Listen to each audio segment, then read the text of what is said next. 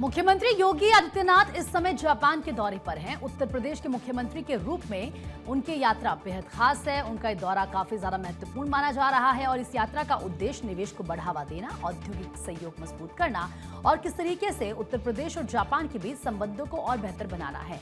राज्य सरकार लगातार विदेशी निवेश आकर्षित करने की कोशिश कर रही है ताकि प्रदेश में रोजगार के नए अवसर पैदा हों और विकास को गति मिले।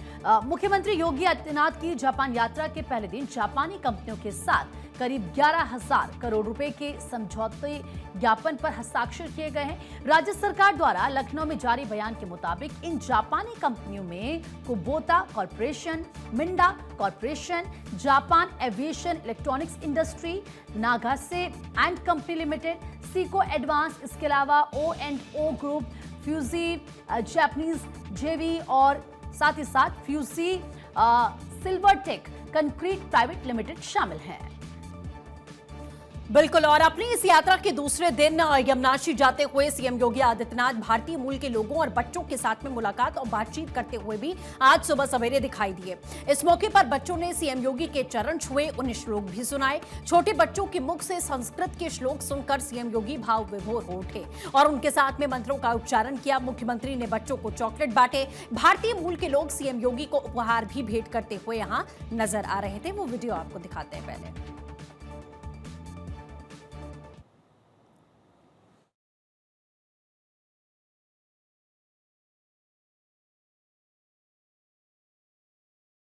अपने राज्य के सीएम को देखकर लोगों में खासा उत्साह भी यहां पर देखा गया, यानी कि जो भारतीय समुदाय के लोग हैं जो जापान में रहते हैं वो सीएम को देखकर बेहद उत्साहित नजर आए। मुख्यमंत्री ने सभी से बातचीत की, उनका हालचाल भी जाना। उन्होंने प्रवासी भारतीयों की सराहना करते हुए साफ कहा कि वो विदेश में रहकर भी भारतीय संस्कृति और परंपराओं को जीवित रख रहे हैं। इसके साथ ही सीएम योगी आदित्यनाथ ने कार्यक्रम को संबोधित किया। इस दौरान सीएम की तरफ से क्या कुछ कहा गया आपको सुनाते हैं। दोनों देशों ने अपने उच्च सांस्कृतिक मूल्यों का संरक्षण करने के साथ ही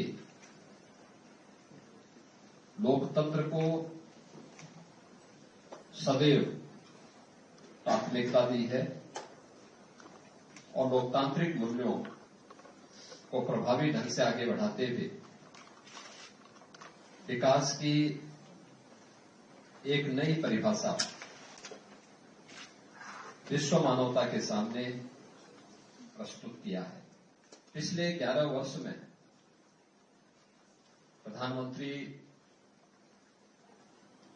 भारत के प्रधानमंत्री श्री नरेंद्र मोदी जी ने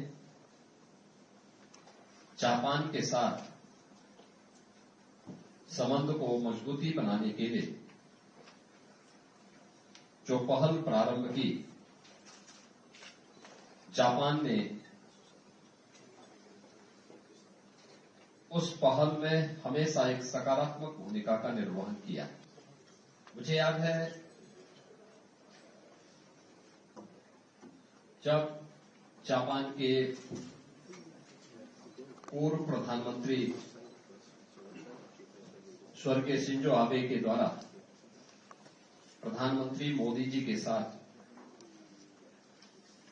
जापान के द्विपक्षीय संबंधों को मजबूती बनाने के लिए अनेक पहल को आगे बढ़ाया था और मुझे प्रसन्नता है कि आज